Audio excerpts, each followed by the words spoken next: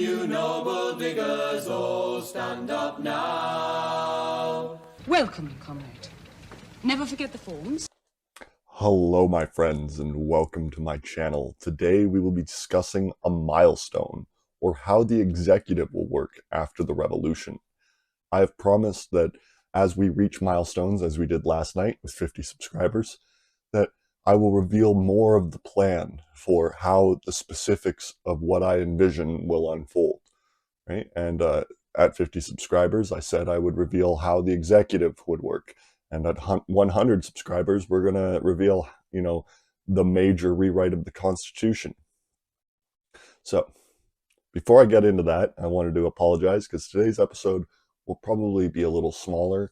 I'm trying to rush so that I can focus on greatly improving the audio quality from now on. It's too quiet. It's just too quiet. And in order to do that, I wanted to talk about something in the news before we started. And it's Shypocalypse, right? This meme that Donald Trump has posted. I would like to once again assure the audience that Donald Trump and his gang of retards are too incompetent to take over the US. They proved it. They had their chance. It was months ago. They blew it, right? They've destroyed the economy. They've destroyed trade. They've destroyed the future. They've destroyed military morale. There's nothing left, right? They can't do it. The liberals will not resist them, but they're just going to wait them out. And the power that the conservatives have dwindles every day.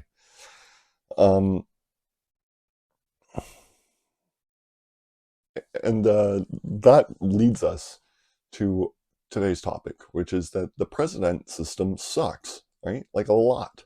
And the main thing is it learns none of the lessons that Rome leaves us, right? That, of course, that the honor and the oaths that we take will mean nothing in a moment of extreme crisis, right? And so leaving absolute power in one man's hand as the matter of course of government is terrible. The proclamation by King George III. Many of our subjects, misled by a desperate conspiracy of dangerous and ill-designing men, have forgotten the allegiance which they owe to the power that has protected and supported them, and have declared rebellion and traitorously levied war against us. It is the better part of wisdom to put a speedy end to such disorders. We have thought fit to issue our royal proclamation that all our royal officers, both civil and military, are obliged to suppress such rebellion and bring the traitors to justice. When the unhappy and deluded multitude, against whom this force shall be directed, shall become sensible of their error, I shall be ready to receive the misled with tenderness and mercy. For those who persist in their treason, the punishment shall be death by hanging. God save the king. God damn the king.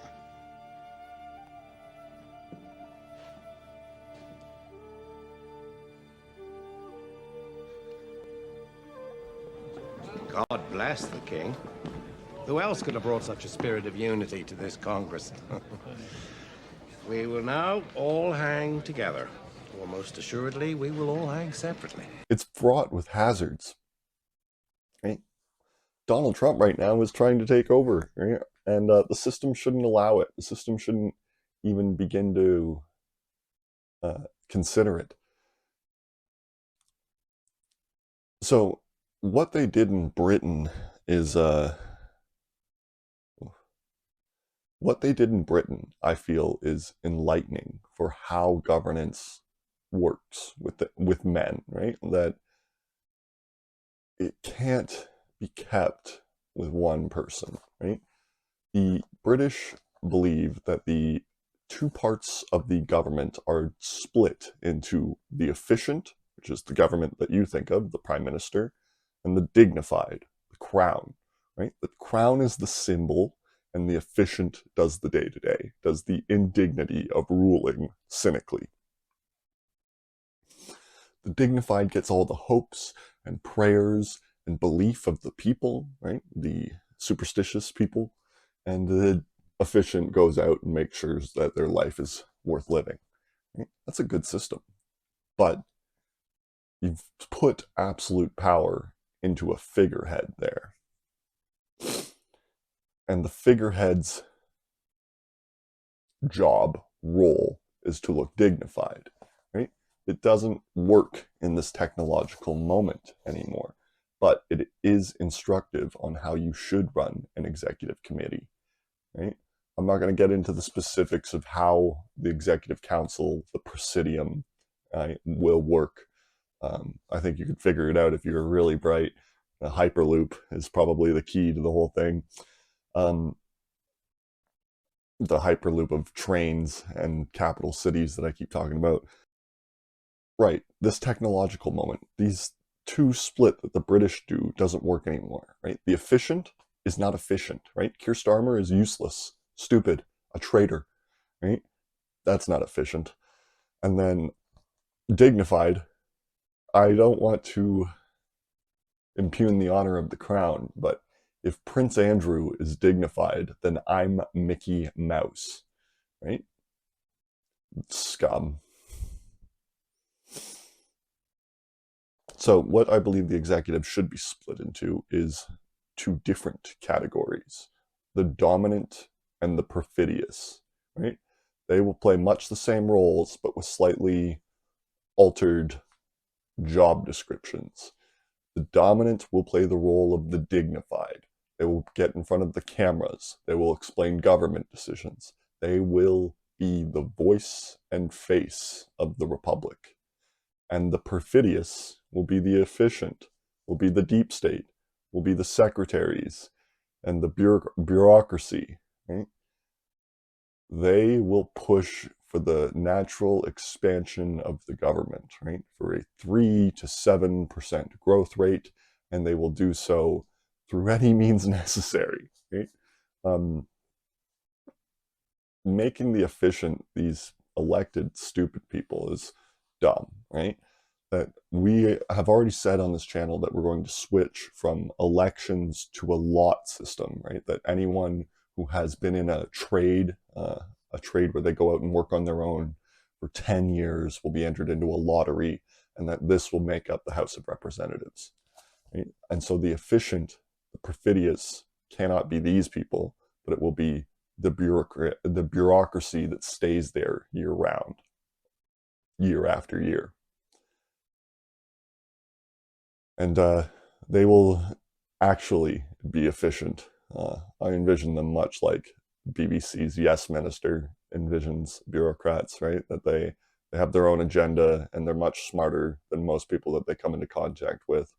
And so they basically run everything behind the scenes, and from time to time have to appease the people that they've not really lived up to. Thank you. Have a good day. Hello, you've made it to the end of the video. Thank you. This channel has one mission: to prevent civilizational collapse associated with climate change, to prevent 100 million refugees by 2035, to stop 7 billion from starving to death by 2075. And we will do this through one main vehicle. We mean to unite the Anglosphere. We will do this by convincing the Commonwealth of His Majesty King Charles III to apply for statehood as one. And then with this new power, we will be able to negotiate in good faith with the rest of the world on how to tackle this crisis. Thank you and enjoy.